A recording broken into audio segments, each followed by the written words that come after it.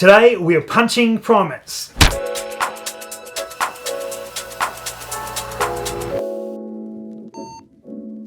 Hey guys, Rusty here from Projectile Warehouse, and today we are looking at decapping dies.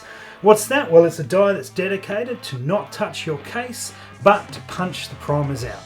Now, why would you want to do that and not just run it on a resizing die?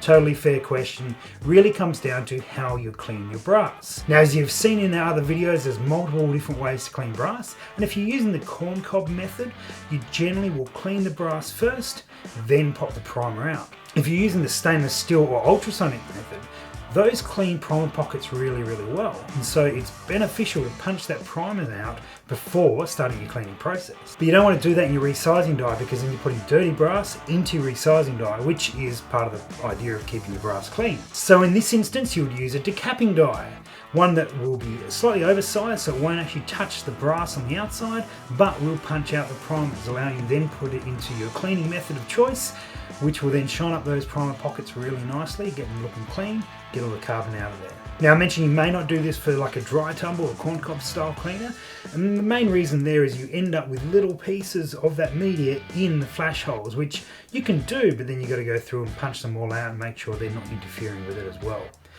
Bit of a tedious process to do that. This is the Lee Universal die, and it's a pretty good option for most cases. It does have a limitation where the pin is restricted size and it may not work in some smaller flash holes. Ready make a couple of options, either in a kit or sold individually, where they have the small and the large. And the big difference is this will do from about 25 cal upwards, whereas this will handle the smaller stuff down to about 22 cal. It also has a height limitation, so if you've got a larger round, you'll want to be using that one.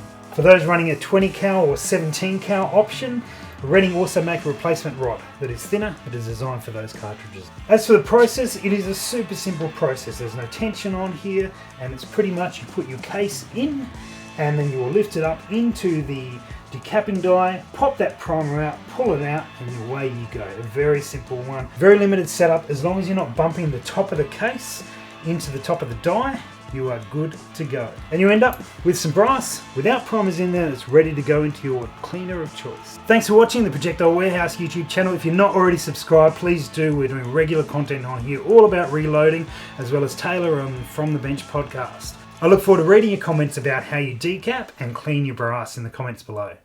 And after you've done that, you end up with some cases on the ground. This is the Reading one. If I knew which way to bloody turn these things, it would be alright. It's my first day on the job, that's why. They just keep going.